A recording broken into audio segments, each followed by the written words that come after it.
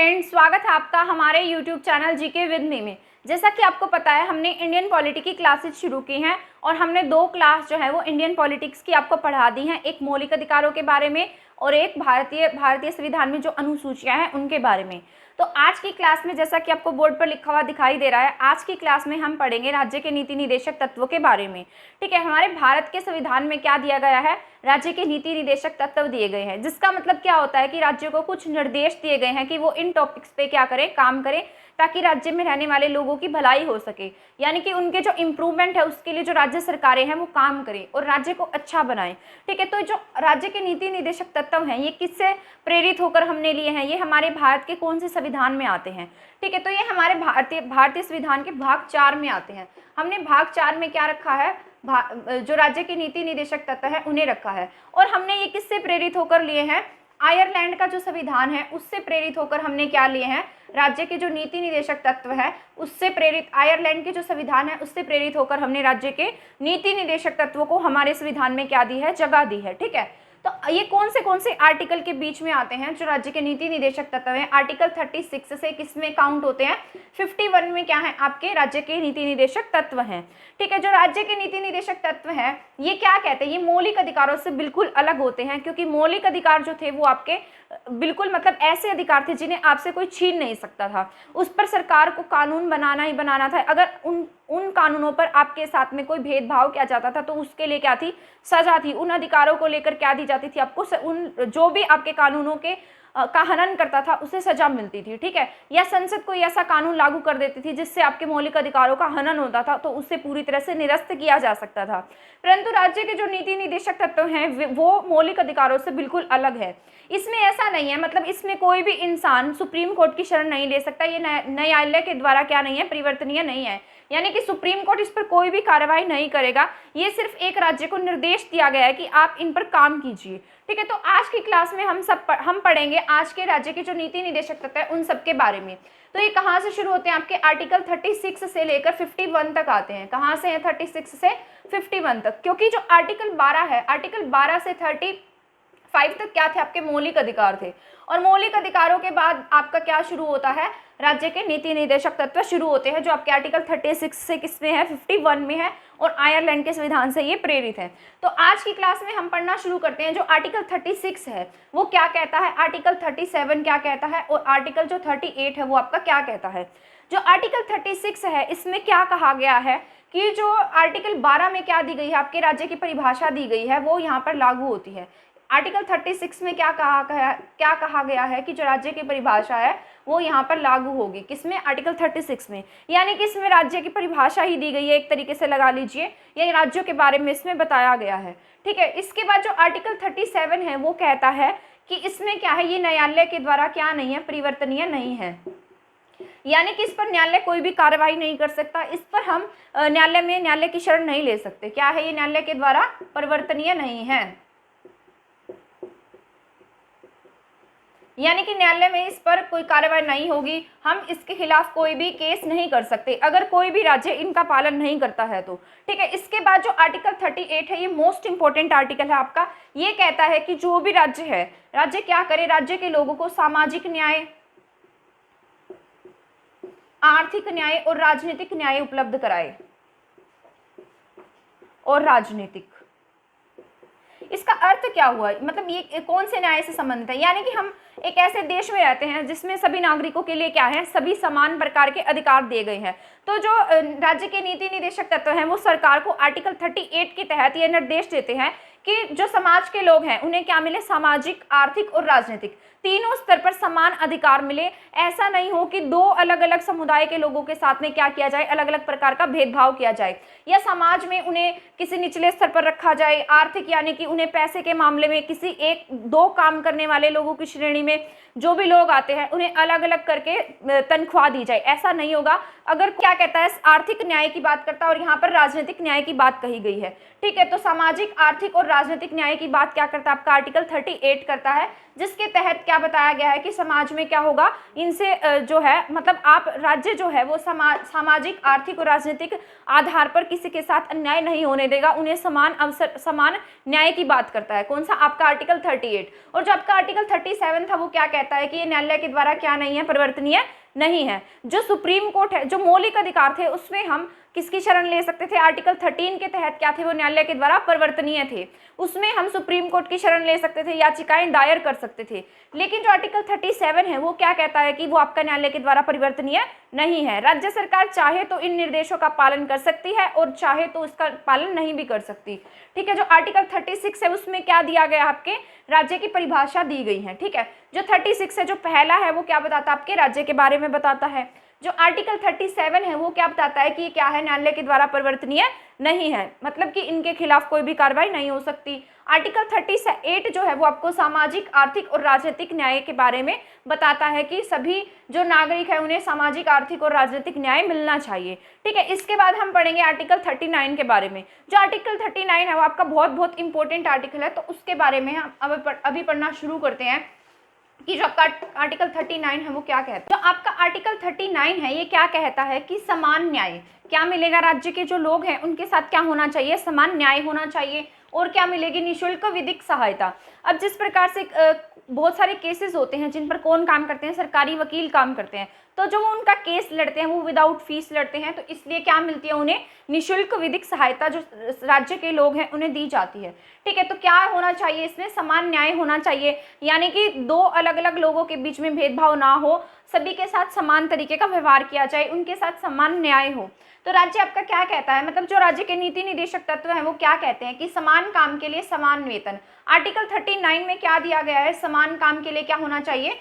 समान वेतन होना चाहिए। ये आपका बहुत इंपॉर्टेंट आर्टिकल है जो आर्टिकल 39 है। समान काम के लिए क्या दिया जाना चाहिए? समान वेतन दिया जाना चाहिए, यानी कि स्त्री पुरुष के साथ कोई भेदभाव नहीं होना चाहिए। अगर इस स्तर पर उनके साथ कोई भेदभाव नहीं होना चाहिए कि स्त्री है तो इसे कम सैलरी दी जाए और ये पुरुष है तो इसे अधिक सैलरी दी जाए। तो इस बात का ध्यान रखना चाहिए कि अगर कोई भी दो काम समान हो रहे हैं तो उनके लिए उसे क्या होना चाहिए? समान वेतन मिलना चाहिए। ठीक है, इसके बाद है राज्य सभी स्त्री पुरुषों को आजीविका के अवसर उपलब्ध करवाएगा। क्या देगा? जो राज्य होगा उसका ये कर्तव्य होगा कि वो क्या करे? सभी स्त्री और पुरुषों को आजीविका के अवसर उपलब्ध कराए। ऐसा नहीं होना चाहिए कि आपका जो राज्य है उसमें क्या हो, लोग बेरोजगारी से, भूखमरी से मर रहे हैं और उनके पास करने के लिए कोई भी काम नहीं है। तो जो राज्य के नीति निदेशक तत्व हैं राज्य सरकार को क्या निर्देश देते हैं कि आप सभी स्त्री और पुरुषों की आजीविका के लिए साधन उपलब्ध कराएंगे, रोजगार के अवसर उपलब्ध कराएंगे। ठीक है, इसके बाद है राज्य साधनों का आवंटन करेगा। साधन क्या होते हैं? जो रिसोर्सेज होते हैं। ठीक है, जिस तरह से क्या होंगे? रिसोर्सेज होंगे, तो ऐसे ऐसे रिसोर्सेज उपलब्ध कराए ताकि लोगों का कल्याण हो, जिससे लोगों को हेल्प मिले। ठीक है, तो कैसे रिसोर्सेज उपलब्ध कराएगा? जिससे लोगों का कल्याण होगा, उनकी बेटरमेंट होगी। इसके बाद है राज्य साधनों का बंटवारा इस प्रकार करे कि उनका जो केंद्रीकरण है वो ना हो, सेंट्रलाइजेशन ना हो। जो केंद्रीकरण है वो क्या होता है कि जो भी रिसोर्सेज हैं, जो साधन है वो किसी एक इंसान के हाथ में ना रहे, सभी को समान रूप से बांटे जाए। मतलब जैसे पूंजीवाद लोग होते हैं तो सत्ता जो होती है कई बार उनके हाथ में चली जाती है, उन्हें सभी रिसोर्सेज उपलब्ध करा दिए जाते हैं। तो ऐसा नहीं होना चाहिए, बल्कि जो साधन है, जो रिसोर्सेज हैं वो आपके जो देश के जितने भी लोग हैं उन्हें समान मात्रा में उपलब्ध होने चाहिए। ठीक है, और क्या कहता है जो आर्टिकल 39 है आपका? ये कहता है कि जो राज्य सरकारें हैं वो ये ध्यान में रखें, क्या करें? राज्य सरकार यह ध्यान रखे कि जितने भी हमारे जो देश के स्त्री पुरुष हैं कोई भी ऐसे काम में लिप्त ना हो जिनसे उनके स्वास्थ्य पर बुरा प्रभाव पड़े। यानी कि जो राज्य सरकार है वो राज्य के लोगों के लिए ऐसे काम ना उपलब्ध कराए जिनसे उनका स्वास्थ्य बुरी तरह से प्रभावित हो। राज्य सरकार बच्चों के स्वास्थ्य के लिए और स्त्री पुरुष के स्वास्थ्य पर ध्यान रखकर ही क्या करे? स्त्री और पुरुषों के स्वास्थ्य को ध्यान में रखकर क्या करे? रोजगार उपलब्ध कराए। ठीक है, और क्या हो? और इसमें एक बात और दी गई है कि जो टीनेज बच्चे होते हैं, जो छोटे बच्चे होते हैं, उनका शोषण ना हो। तो राज्य इन सब पर क्या करेगा? काम करेगा। क्या? समान काम के लिए समान वेतन दिया जाएगा, सभी स्त्री पुरुषों को आजीविका के क्या होंगे? अवसर उपलब्ध होंगे। राज्य साधनों का आवंटन करेगा ताकि लोगों का क्या हो? कल्याण हो सके। और फोर्थ में क्या था जो मैंने अभी रेस कर दिया कि जो राज्य होगा वो ऐसे जो सोर्सेज होंगे उन्हें ऐसे लोगों के हाथ में नहीं देगा जहाँ पर सोर्सेज जो हैं वो सिर्फ एक इंसान के हाथ में हो, यानी कि जो सोर्सेज है उनका क्या ना हो, केंद्रीकरण ना हो सके। और राज्य सरकार जो होगी वो बच्चों के लिए, स्त्रियों के लिए, पुरुषों के लिए ऐसे साधन उपलब्ध नहीं कराएगा जिनसे उनके स्वास्थ्य पर बुरा असर पड़े। और सिक्स्थ में क्या है, सिक्स्थ बात जो है वो ऐसा कहती है कि जो राज्य है वो जो छोटे बच्चे होते हैं, टीनेज बच्चे हैं, उनका शोषण ना हो, इस बात को भी ध्यान में रखें। ठीक है, तो आर्टिकल आपका 39 ये था। आई होप आपको ये समझ में आ गया होगा। समान काम, समान न्याय और समान वेतन की बात जो है वो आपका आर्टिकल 39 करता है। इसके बाद हम पढ़ते हैं आर्टिकल 40। ठीक है, इसके बाद हमारे पास है आर्टिकल 40। जो आर्टिकल 40 है वो आपका बात करता है ग्राम पंचायतों के बारे में कि क्या होगा, हर जगह क्या होगी, ग्राम पंचायत बनाई जाएगी। जो राज्य है वो क्या बनाएंगे, अपने राज्य में गांव का जो स्तर है उसे सुधारने के लिए क्या बनाएंगे, ग्राम पंचायतों का गठन करेंगे, ऐसा आपका आर्टिकल 40 कहता है। ये गांधी जी का सपना था। गांधी जी क्या चाहते थे कि जो राम राज्य है उसकी स्थापना की जाए। राम राज्य क्या था उनका, ग्राम पंचायतों से संबंधित था। इसलिए क्या किया गया है, हमारी अनुसूचियों में किसे ऐड किया गया है, ग्राम पंचायत के टॉपिक्स को भी ऐड किया गया है 73वें संविधान संशोधन के द्वारा। ठीक है, इसके बाद जो है आर्टिकल 41, ये आर्टिकल 40 भी आपका बहुत इंपॉर्टेंट आर्टिकल है जो ग्राम पंचायतों से संबंधित है। ठीक है, ये हर राज्य को निर्देश देता है क्या, कि ग्राम पंचायतों का गठन करे। इसके बाद आर्टिकल 41, आर्टिकल जो 41 है वो क्या कहता है कि जो कुछ दशाएं हैं ये कुछ दशाओं से संबंधित है, यानी कि कुछ लोगों के अधिकारों से संबंधित है। जैसे हमारे राज्य में क्या होते हैं, कुछ बुजुर्ग हैं, बूढ़े हैं, बुजुर्ग हैं, कुछ दिव्यांग हैं, कुछ बेरोजगार हैं, तो उन सब के अधिकारों की बात जो है ये करता है। आर्टिकल 41 जो है ऐसा कहता है कि जो बुजुर्ग हैं, दिव्यांग हैं, बेरोजगार हैं, इन्हें शिक्षा पाने का, सहायता पाने का, हर प्रकार की जो सुविधाएं हैं उन्हें पाने का, इनके लिए रोजगार होने का जो अवसर है वो इन्हें भी समान मात्रा में मिलना चाहिए जैसे राज्य के दूसरे लोगों को मिलता है। तो आर्टिकल 41 इनके लिए क्या करेगा, रोजगार उपलब्ध कराएगा, इन्हें अलग प्रकार की सहायताएं उपलब्ध कराएगा, ऐसी सहायताएं उपलब्ध कराएगा जो इनके लिए और इनके स्वास्थ्य के लिए अच्छी हो। ठीक है, तो आर्टिकल 41 बुजुर्ग, दिव्यांग और बेरोजगारों की बात करता है। और आर्टिकल जो 40 है आपका वो कहता है कि जो राज्यों में क्या बनाई जाए, ग्राम पंचायत बनाई जाए। लेकिन इसके कुछ एक्सेप्शंस भी हैं। अब कई राज्य सरकारें चाहे तो अपने राज्य में क्या नहीं बनाएंगी, ग्राम पंचायतों का गठन नहीं भी करती हैं। तो इसके लिए क्या है, ऐसा जरूरी नहीं है कि हर राज्य इस पर कानून बनाए। कुछ राज्य है जो किसी आर्टिकल पर क्या बना देते हैं, आपके कानून बना सकते हैं। ठीक है, तो इसके बाद हम पढ़ते हैं आर्टिकल 42 के बाद। ठीक है, इसके बाद है आपका आर्टिकल 42। आर्टिकल जो 42 है वो ये कहता है कि जो क्या है, काम की न्याय संगत और मानव उचित व्यवस्था होनी चाहिए। क्या हो इसमें, काम की न्याय संगत और मानव उचित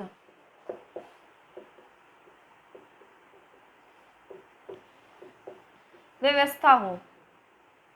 ठीक है, मतलब जो भी इंसान काम करता है तो ऐसा नहीं होना चाहिए किसी भी राज्य सरकार में कि वो काम किए जा रहा है या 12 घंटे तक, 24 घंटे तक टोटल काम किए जा रहा है, तो ऐसा नहीं होना चाहिए। काम के समय उसके साथ क्या होनी चाहिए, न्याय संगत और मनोविचित व्यवस्था होनी चाहिए। और जो आर्टिकल 42 है वो ये कहता है कि जो महिलाएं हैं, जो प्रसूति के समय इन्हें क्या दी जानी चाहिए, सहायता मिलनी चाहिए, इन्हें लीव मिलनी चाहिए। तो कुछ राज्य सरकारें ऐसी होती हैं जो क्या देती हैं महिलाओं को, गर्भवती जब वो हो जाती हैं तो उन्हें क्या देते हैं, गर्भवती होने के समय मैटरनिटी लीव मिलती है इन्हें। ठीक है, तो राज्य सरकारों का क्या कर्तव्य है कि वो महिलाओं के लिए भी काम करे। ठीक है, यानी कि प्रसूति सहायता इन्हें दी जाए और काम की न्याय संगत और मानव उचित व्यवस्था होनी चाहिए। ठीक है, इसके बाद है आर्टिकल 43। जो आर्टिकल 43 है वो आपका क्या कहता है, आर्टिकल 43 ऐसा कहता है कि क्या हो, न्यूनतम मजदूरी भत्ता मिलना चाहिए। हर राज्य सरकारें क्या देती हैं अपने राज्य में, जिस तरह से कोई मजदूर है, हमारे यहाँ पर हरियाणा में क्या है, मजदूर है तो उन्हें क्या दिया जाता है, न्यूनतम मूल्य दिया जाता है ताकि उनके जो परिवार हैं उनका क्या हो, भरण पोषण हो सके।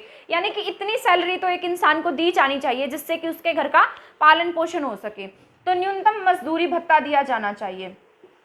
हर सरकार का ये क्या कर्तव्य है कि उसे क्या मिलनी चाहिए, न्यूनतम मजदूरी मिलनी चाहिए। आर्टिकल 43 किसकी बात करता है, न्यूनतम मजदूरी भत्ते की बात करता है। और जो आपका आर्टिकल 42 है वो क्या कहता है कि काम की न्याय संगत व्यवस्था होनी चाहिए और जो महिलाएं हैं उन्हें क्या मिलनी चाहिए, मैटरनिटी लीव मिलनी चाहिए। आर्टिकल 44 के बारे में, जो आर्टिकल 44 है वो आपका कहता है कि हर राज्य सरकार क्या करेगी, अपने राज्य में समान सिविल संहिता को लागू करेगी। किसे लागू करेगी, समान सिविल संहिता, यानी कि यूनिफॉर्म सिविल कोड, ठीक है। तो समान सिविल संहिता लागू होगी। तो समान सिविल संहिता का मतलब क्या होता है कि जो हमारा देश है वो क्या है, धर्मनिरपेक्ष देश है। यहाँ पर अलग अलग धर्मों के लोग रहते हैं, उनके विवाह करने के तरीके अलग हैं, जायदाद, जमीन, उन सब चीज़ों के बंटवारे करने के तरीके क्या हैं, अलग अलग हैं।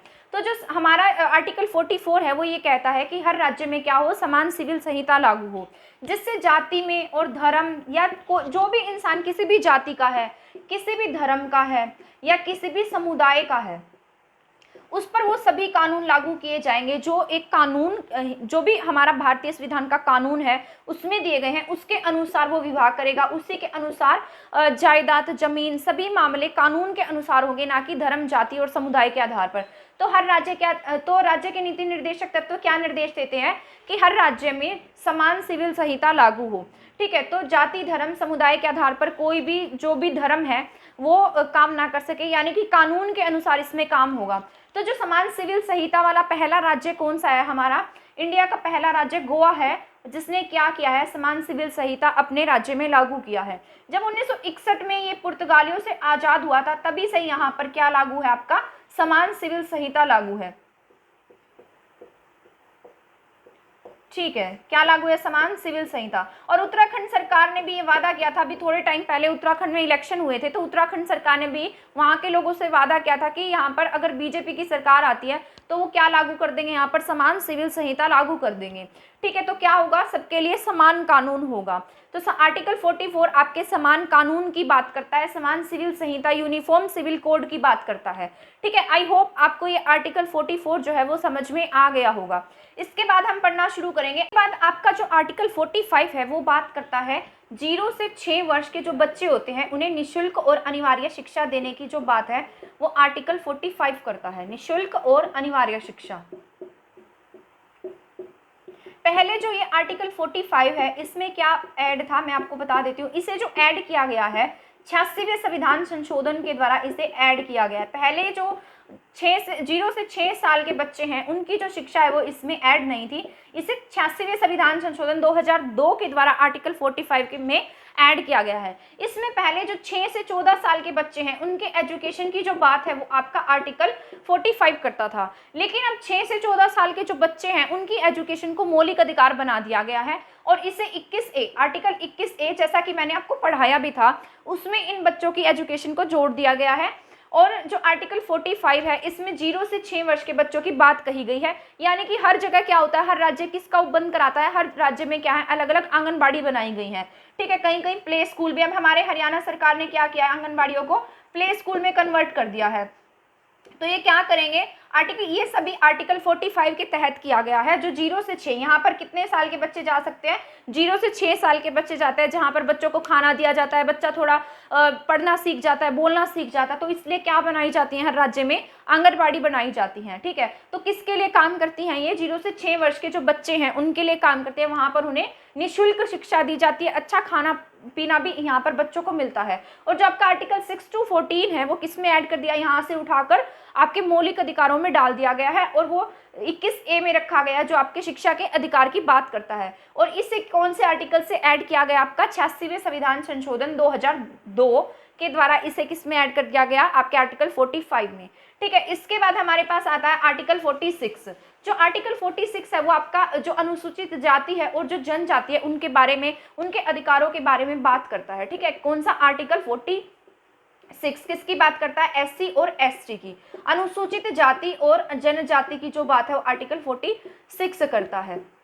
यानी कि इनके अधिकारों की बात होगी, इनके शिक्षा की बात होगी, इनके अधिकारों और शिक्षा के लिए भी सरकार उसी तरीके से काम करेगी जिस तरह से बाकी जाति और समुदाय के लिए काम करती है, ठीक। तो आर्टिकल 46 आपका किसके लिए काम करता है, SC और ST के लिए काम करता है। इसके बाद है आपका आर्टिकल 48, बाद है आपका आर्टिकल 47। जो आर्टिकल 47 है वो ये कहता है कि जो राज्य सरकार होंगी वो किस पर काम करेंगी, पोषाहार स्तर पर काम करेंगी, ठीक है। जो राज्य सरकारें होंगी किस पर काम करेंगी, पोषाहार स्तर पर काम करेंगे, यानी कि उनके राज्य में जो भी बच्चा होगा वो कुपोषण से ग्रसित नहीं होगा, तो उनको कैसा खाना उपलब्ध कराया जाएगा जिसमें सभी पोषण हो, ठीक है। अगर किसी भी राज्य सरकार में कोई बच्चा क्या है कुपोषण से रहित है, यानी कि कोई राज्य है जहाँ पर कुपोषण की बहुत अधिक मात्रा है, ये बच्चे कुपोषण का शिकार है, तो वहाँ के राज्य पर क्या पड़ेगा, असर पड़ता है। तो राज्य सरकारें क्या करती है, उन बच्चों के जो स्वास्थ्य है उन पर ध्यान देने के लिए क्या करती है, कुपोषण रहित राज्य को बनाने की बात करती है। क्या करती है, कुपोषण रहित, यानी कि वहां पर अगर बच्चे कुपोषण के साथ में रहेंगे तो वहां के जो बच्चे हैं उनकी ग्रोथ क्या होगी, नहीं होगी, वहां की जनसंख्या पर प्रभाव पड़ेगा, उस राज्य का जो ग्रोथ है, विकास दर है, उस पर प्रभाव पड़ेगा। इसलिए राज्य सरकारें क्या चाहती है कि वहां पर क्या रहे, उनका जो राज्य है कुपोषण रहित रहे, इसलिए उन्हें क्या कराना चाहिए, वहां के बच्चों को पोषाहार स्तर उपलब्ध कराना चाहिए। इसलिए आप देखेंगे कि बहुत सारी जो राज्य सरकारें हैं वो क्या कर देती है, अपने राज्य को कुपोषण मुक्त कर देती हैं, ताकि वहां पर क्या रहे, विकास दर उनके राज्य की बनी रहे। ठीक है, तो आर्टिकल 47 में क्या कहा गया है कि जो राज्य सरकारें होंगी वो किस पर काम करेंगी, पोषाहार स्तर पर काम करेंगी। ठीक है, इसके बाद है आर्टिकल 47B। जो 47B है वो क्या कहता है कि मादक पदार्थ जो होते हैं, जिस प्रकार से शराबबंदी है, मांस है, इन सब के सेवन पर क्या करती है, रोक लगा देती है। मादक पदार्थों का जो सेवन है उस पर क्या होगी, रोक लगा दी जाएगी, पदार्थों के सेवन पर रोक। परंतु ये हर राज्य के द्वारा भी नहीं किया जाता, क्योंकि ये कानून नहीं है, इसके खिलाफ कोई कार्रवाई नहीं है, इसलिए बहुत सी राज्य सरकारें इन पर काम नहीं करती हैं। तो क्या होगा, मादक पदार्थों के सेवन पर रोक लगेगी। जिस तरह से बहुत सारे राज्य आपने ऐसे देखे होंगे जो क्या कर देते होंगे, शराबबंदी जैसे कानून है जो अपने राज्य में लगा देते होंगे, जिससे वहां पर मादक पदार्थों की जो मात्रा है वो बढ़े ना। ठीक है, तो क्या होगा, शराबबंदी जैसे कानून लागू कर दिए जाते हैं, परंतु जरूरी नहीं है कि ये सभी राज्यों के द्वारा ही इसका पालन किया जाए। जिस प्रकार से हमारा हरियाणा है, हरियाणा में पहली बार जो शराबबंदी 1996 में बंसीलाल के समय में लगी थी और उसे 1998 में हटाया गया था, तो क्या हो जाता है, कई राज्य सरकारें क्या करती हैं, इस पर कानून भी बना देती हैं और इसके लिए सजा का प्रावधान भी किया जाता है।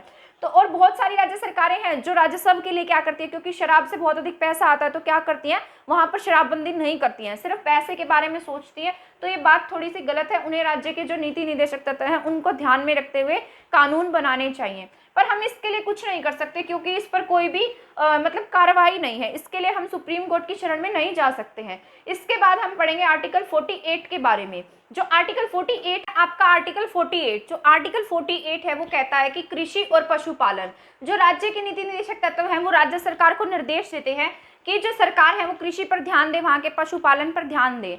तो कई बार राज्य सरकारें क्या करती हैं, किसानों के लिए बहुत अधिक स्कीम्स लेकर आती हैं, उनके मतलब उनकी जो कृषि से संबंधित दिक्कत होती है उन्हें दूर करती हैं। जिस तरह से किसी की फसल जल जाती है तो उन्हें मुआवजा दिया जाता है, तो ये सब किसके तहत किया जाता है, आपके आर्टिकल 48 के तहत किया जाता है। तो आर्टिकल 48 कहता है कि कृषि और पशुपालन से संबंधित क्या करेगी, काम करेगी। इसके बाद आर्टिकल 48A है वो पर्यावरण की सुरक्षा की बात करता है। ठीक है, और वन्य जीवों की सुरक्षा की बात करता है। वन्य जीव मतलब जैसे कोई भी बहुत सारी जगह पर ऐसे कानून बनाए जाते हैं जहां पर वन्य यानी कि जो वन्य जीव है उन्हें मारने पर कानून सजा देता है। जिस तरह से गौ हत्या है, बहुत सारे राज्य ऐसे हैं जिन्होंने गौ हत्या पर क्या बनाया है, कानून बनाया है, और ये कानून के तहत उन्हें अलग अलग सजा दी जाती है, जुर्माना लगाया जाता है। जो भी क्या करता है, गौ हत्या करता है या गौ तस्करी करता है, तो उनके लिए क्या मिलती है, उन्हें सजा मिलती है।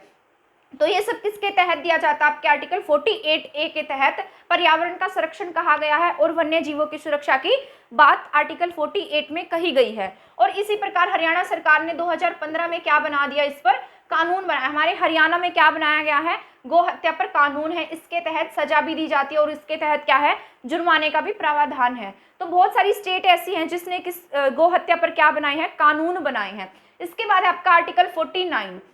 जो आर्टिकल 49 है वो क्या कहता है, वो ये कहता है कि राष्ट्रीय जो स्मारक होंगे उनकी सुरक्षा करेगी। जो राज्य सरकार होंगी वो क्या करेंगी, राष्ट्रीय स्मारकों की सुरक्षा करेंगी, क्योंकि जो राष्ट्रीय स्मारक है वो देश की क्या होते हैं, शान होते हैं, तो इनकी सुरक्षा करना किसी राज्य का कर्तव्य होगा। अगर वो राष्ट्रीय स्मारकों की सुरक्षा नहीं करती है तो राष्ट्रीय स्मारक जो होते हैं वो खत्म हो जाएंगे। इसलिए क्या किया जाता है, बहुत सारी राज्य सरकारों के द्वारा इन पर बहुत अधिक पैसा लगाकर इन्हें सुरक्षित रखा जाता है, ताकि जो ये क्या है, देश की शान है और इससे क्या बनी रही, देश की शान बनी रही। इसलिए आर्टिकल 49 राष्ट्रीय स्मारकों की सुरक्षा की बात करता है। अलग अलग जगह पर पार्कों की सफाई करवाता है, जो भी बहुत पुराने मोमेंट्स बने हुए हैं उनकी सुरक्षा कराता है। वहाँ पर आर्कियोलॉजिकल सर्वे डिपार्टमेंट्स जो है वो काम करते हैं। तो ये किस लिए काम करते हैं, ताकि जो स्मारक है ये जो भारत की शान है उसके रूप में बने रहें। इसके बाद दो आर्टिकल रह गए हमारे, आर्टिकल 50 एंड आर्टिकल 51। ये मोस्ट इंपोर्टेंट आर्टिकल है, इसके बारे में भी मैं आपको बताती हूँ कि ये क्या। इसके बाद है आपके पास आर्टिकल 50। जो आर्टिकल 50 है वो क्या कहता है कि जो कार्यपालिका है वो किससे अलग होगी, कार्यपालिका और जो न्यायपालिका है उसे अलग रखा गया है। किसे किसे अलग रखा गया है, कार्यपालिका को और न्यायपालिका को। ऐसा कहा गया है कि जो कार्यपालिका वो न्यायपालिका के ऊपर हावी नहीं होनी चाहिए, इन दोनों को अलग अलग रखा जाना चाहिए। तो उसी प्रकार से जितने भी राज्य हैं उन राज्यों में क्या बनी हुई हैं, उनकी विधानसभाएं हैं और क्या है, हाई कोर्ट्स भी होते हैं। तो उन दोनों को अलग अलग रखा गया है ताकि ये एक दूसरे पर क्या ना हो, हावी ना हो सके। क्योंकि अगर कार्यपालिका न्यायपालिका पर हावी होगी तो देश को नुकसान होगा, क्योंकि सरकार जैसा चाहेगी वह कोर्ट में कहकर वैसा करा लेगी। तो इसलिए क्या है, ये दोनों अलग अलग हैं, ये एक दूसरे के ऊपर हावी नहीं है, ये दोनों ही क्या है, हमारा जो देश है उसका एक विभिन्न अंग है। तो इसलिए जो कहा गया है आर्टिकल 50 में कि जो कार्यपालिका है और न्यायपालिका है उसका क्या होगा, पृथक्करण होगा, यानी कि दोनों क्या होंगी, अलग होंगी। इसके बाद है आर्टिकल 51। जो आर्टिकल 51 है वो बात करता है इंटरनेशनल पीस की, अंतरराष्ट्रीय शांति की। किसकी बात करता है, अंतरराष्ट्रीय शांति की, यानी कि इंटरनेशनल पीस। हमारे देश में क्या बनी रहे, शांति बनी रहे। अब हमारे बहुत से राज्य हैं जो क्या करते हैं, बाहर अलग अलग देशों के साथ में सीमा साझा करते हैं।